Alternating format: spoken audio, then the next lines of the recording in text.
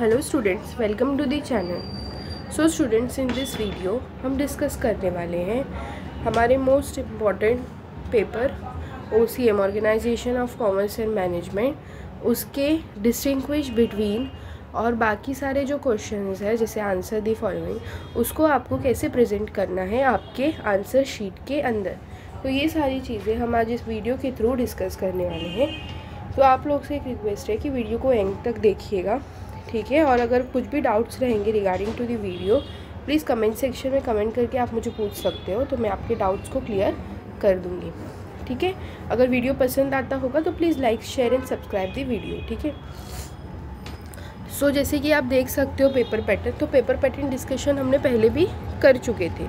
ये जो आपका 80 मार्क्स का जो पेपर पैटर्न है स्टूडेंट्स, उसमें आपके ऑब्जेक्टिव्स के 20 मार्क्स आने वाले हैं। Question number 2 will carry how many marks? 8 marks, okay. Question number 3 will carry 6 marks. Question number 4 will carry 12 marks, that is distinguish between. तो आज हम डिस्कस करने वाले हैं कि हम अपने पेपर में किस तरीके से डिस्टिंग्विश बिटवीन को प्रेजेंट करेंगे ताकि हमें फुल मार्क्स स्कोर करने के लिए इजी हो जाए। तो मैं आप लोगों को कुछ सैम्पल क्वेश्चंस भी दिखाऊंगी जिसके थ्रू आप लोगों को आइडिया मिल जाएगा कि आप लोगों को आपके डिस्टिंग्विश को आपके आंसर शीट के अंदर कैसे प्रेजेंट करना है। उसके बाद है answer in brief, that is for 8 marks. Then justify the following statements, that is for 8 marks. Attempt the following for 10, answer the following, that is long answer are for 8 marks, okay. तो total will be 80 marks paper, ठीक है। 80 marks का आपका total paper होने वाला है। तो objectives तो आपको पता ही है कैसे लिखने होते हैं, ओके। फिर क्वेश्चन नंबर 2 जो है, एक्सप्लेन दी फॉलोइंग टर्म्स और कॉन्सेप्ट्स। इसके अंदर आप लोगों को कोई भी जो भी टर्म रहेगा या जो भी कॉन्सेप्ट रहेंगे उसको एक्सप्लेनेशन करना है। 2 पॉइंट्स है, तो जितने मार्क्स रहेंगे ना स्टूडेंट्स, ट्राई कीजिए एक दो पॉइंट एक्स्ट्रा लिखने का, क्योंकि अगर वो एक पॉइंट अगर रॉन्ग भी हो गया किसी भी तरीके से, तो आप लोगों का जो एक्स्ट्रा पॉइंट आप लोगों ने लिखा है ना, वो उसके मार्क्स को कवर कर लेगा, ओके। नेक्स्ट है study the following case situation and express your opinion. ये भी आपका पर क्वेश्चन 3 मार्क्स कैरी करेगा। तो आप लोगों को क्या करना है, यहाँ पे जो भी आप लोगों को क्वेश्चंस पूछे रहेंगे, ठीक है, वो सिचुएशन के हिसाब से उसको आंसर्स करने हैं, तो आपको आपके मार्क्स मिल जाएंगे। उसके बाद है डिस्टिंग्विश, जो कि अब हम डिस्कस करेंगे इसके बाद। फिर आंसर इन ब्रीफ, जो कि आप लोगों के 4 मार्क्स का एक क्वेश्चन रहेगा। तो वहाँ पे भी आप लोगों को ट्राई करना है कि क्या करना है, आप लोगों को 6 पॉइंट्स तो लिखने ही हैं, ठीक है। अगर 5 पॉइंट्स लिख रहे हो तो आप लोगों को 5 to 6 पॉइंट्स इसमें अटेम्प्ट करने होते हैं। आप लोगों को आंसर स्टार्ट करने से पहले मीनिंग या डेफिनेशन से आपके आंसर को स्टार्ट करना है students. Next one is justify the following statement. यहाँ पे भी पर क्वेश्चन आपके 4 मार्क्स के रहेंगे, तो आपको अकॉर्डिंग टू दैट वो सारे पॉइंट्स को बनाना है। अगर 4 मार्क्स का क्वेश्चन है तो आप लोगों को एक्स्ट्रा 1 to 2 पॉइंट्स उसमें एडअप करने ही है, क्योंकि अगर रॉन्ग हुआ तो it will secure your marks. उसके बाद क्वेश्चन नंबर 7 जो है, अटेम्प्ट द फॉलोइंग, ठीक है, that is each question is for 5 marks. So आप लोगों को 6 पॉइंट्स तो लिखने ही है इसके अंदर, और स्टार्ट करने के टाइम पे आप लोगों को मीनिंग या डेफिनेशन से आंसर को स्टार्ट करना है। फिर लास्ट क्वेश्चन जो है, answer the following long answers. यहाँ पे 8 मार्क्स का क्वेश्चन है, तो आप लोगों को एटलीस्ट 9.8 to 9 पॉइंट्स तो लिखने ही है स्टूडेंट्स, और इसको प्रेजेंटेशन करना बहुत ज़्यादा ज़रूरी है। इसमें आपको मार्क्स स्कोर करने में इजी पड़ेगा, तो आप लोग ट्राई कीजिएगा कि यहाँ पे आप लोग अपने मार्क्स को कट होने से बचाना है, ठीक है। उसके बाद अब आप देख सकते हो स्क्रीन पे कि यहाँ पे है क्वेश्चन ऑफ डिस्टिंग्विश बिटवीन, ठीक है।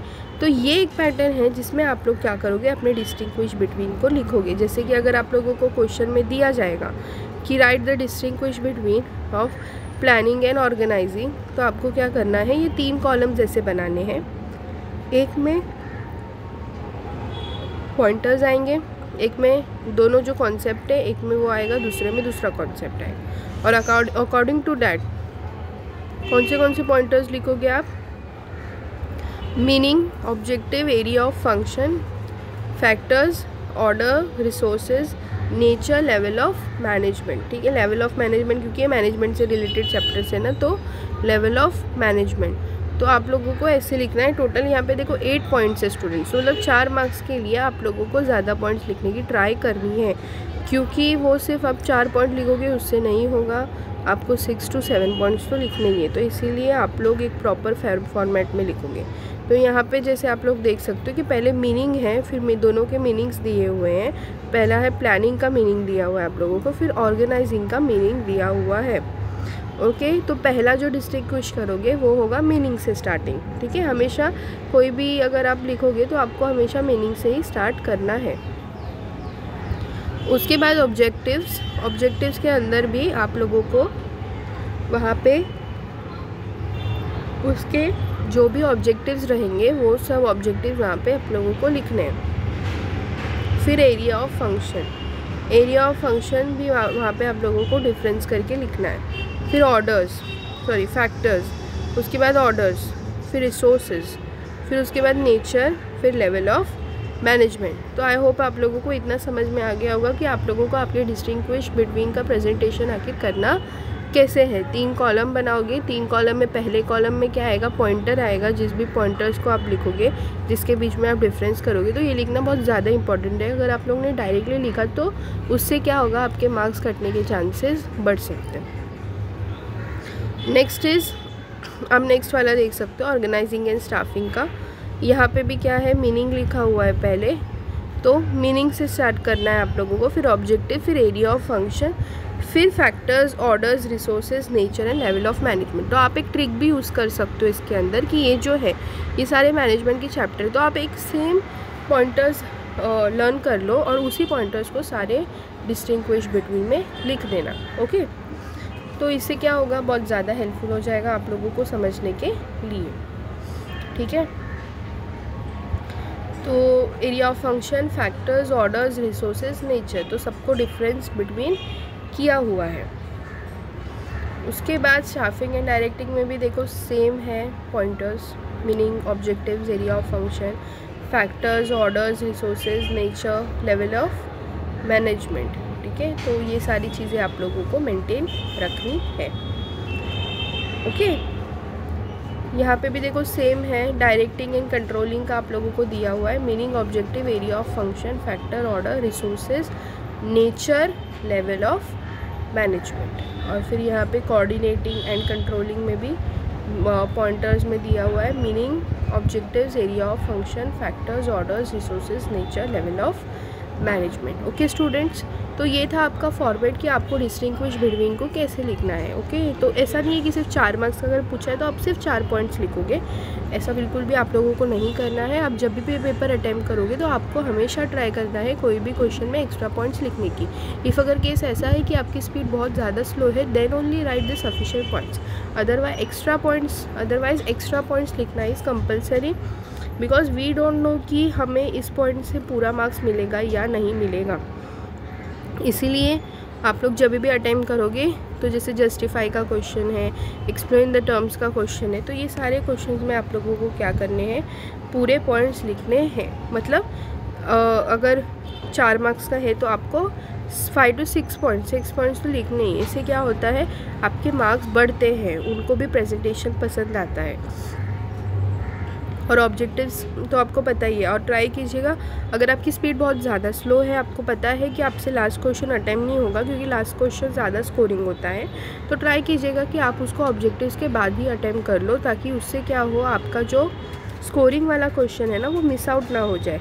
जो कि लास्ट क्वेश्चन आप लोग देख सकते हो, answer the following long answer, जो 8 मार्क्स का है, उसको आपको क्या करना है, ऑब्जेक्टिव्स के बाद डायरेक्टली उसको अटेम्प्ट करना है, ताकि क्या हो, आपका जो भी टाइम है वो बच सके। ठीक है, मतलब लास्ट में आप वो ऐसा नहीं छोड़ दे कि लास्ट में ही छोड़ा है, लास्ट में करेंगे, नो, आपको ऐसा नहीं करना है। आपको क्या करना है, वो तभी ही अटेम्प्ट करना है। तो क्या होगा, वो क्वेश्चंस होते हैं स्कोरिंग और वो आप छोड़ देते हो तो उससे आपके मार्क्स चले जाते हैं। तो इसलिए आपको ये चीज़ों की ध्यान रखनी है पेपर लिखने से पहले, कि आप लोगों को ऑब्जेक्टिव्स अटेम्प्ट करने के जस्ट बाद, अगर आप लोगों की स्पीड अच्छी है तो no problem, you can attempt in a sequence wise, but if your speed is not good, then only आपको ये सारी चीज़ें करनी है। अदरवाइज सीक्वेंस वाइज जाओगे तो it is well and good, अच्छी बात है आप सीक्वेंस वाइज जा रहे हो।